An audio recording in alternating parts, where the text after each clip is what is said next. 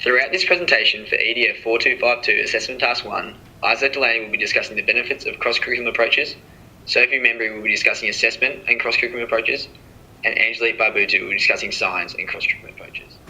Recently, there has been an ever-increasing approach for learning and teaching to shift to cross-curriculum approaches in both primary and secondary education. Cross-curricular dimensions or approaches aim to bring in a range of different subject content, social aspects and themes into learning that is appropriate to both the curriculum and society.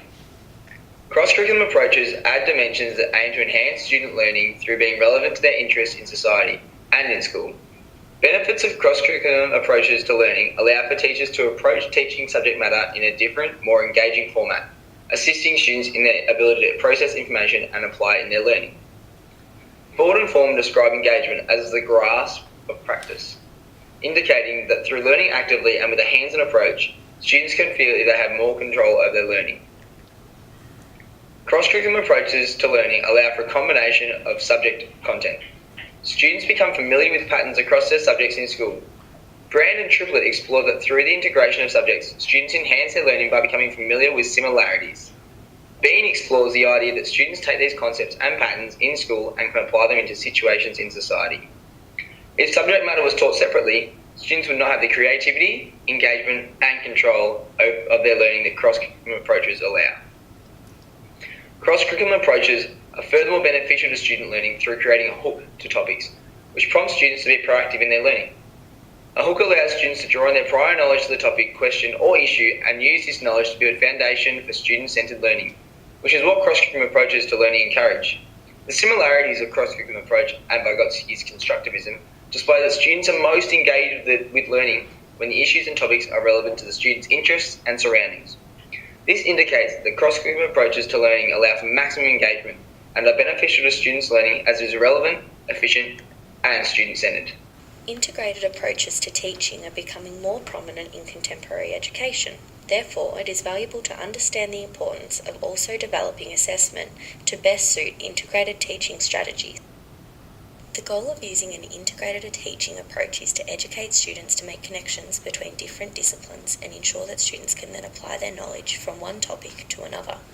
Integrated approaches to teaching require the teacher to move beyond traditional forms of assessment. There is research that suggests integrated learning requires integrated assessment, where concepts across domains are tested together to reinforce relationships.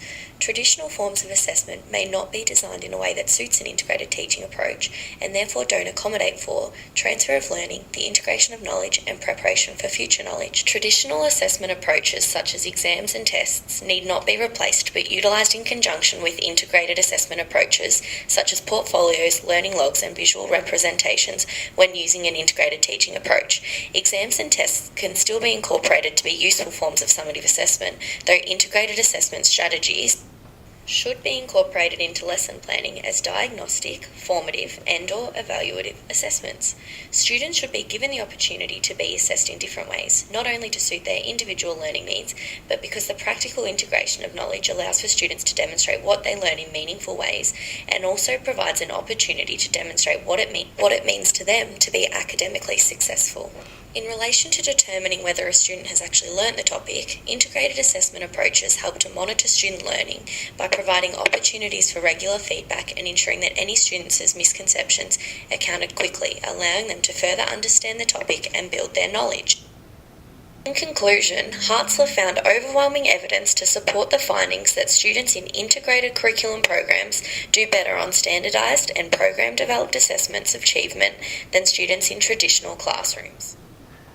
But what are the potential benefits for science learning when using an integrated approach? Well, science-integrated approaches encourage students to make connections and develop an understanding of the relationships that exist among and across science and other disciplines and concepts. This then provides students with rich real-life context, which allows them to connect their scientific learning to the real world and their own personal experiences within and beyond the science classroom. This then allows students to broaden and deepen their learning by developing in-depth conceptual understandings. Science learning in an integrated approach allows students to develop, transfer, and apply skills, ideas, and strategies across different contexts. Skills developed in a science-integrated curriculum include higher-order thinking, critical thinking, problem-solving, ability to answer and formulate their own questions, apply skills and knowledge to real-world problems, creativity, invention, and collaborative and individual learning. The Australian curriculum supports and encourages the development of such skills, in particular critical and creative thinking, as it is one of the general capabilities. Such skills are required for 21st century learning as it equips students with the creative and innovative potential to cope with a changing world. The implementation of a science-integrated approach is associated with increased student motivation, engagement and interest in the topic, as well as their perception of the relevance of their schoolwork. Science-integrated approaches also tends to be student-centred, further engaging and motivating students to participate and engage in learning. Science-integrated units are becoming more prevalent in all stages of schooling, and a great example of a science-integrated approach is STEM, which demonstrates science integration at the highest level. Alongside student benefits for science learning, teachers also benefit from adopting a science-integrated approach. Such an approach allows teachers to collaborate closely with others who are experts in particular aspects of the topic, which enables them to extend their own knowledge and understandings, which may then inform their teaching. It also allows teachers to develop new teaching resources.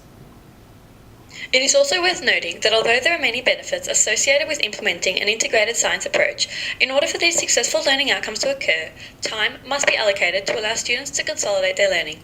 This can be achieved by engaging in discussions and emphasising the ideas presented and the findings discovered.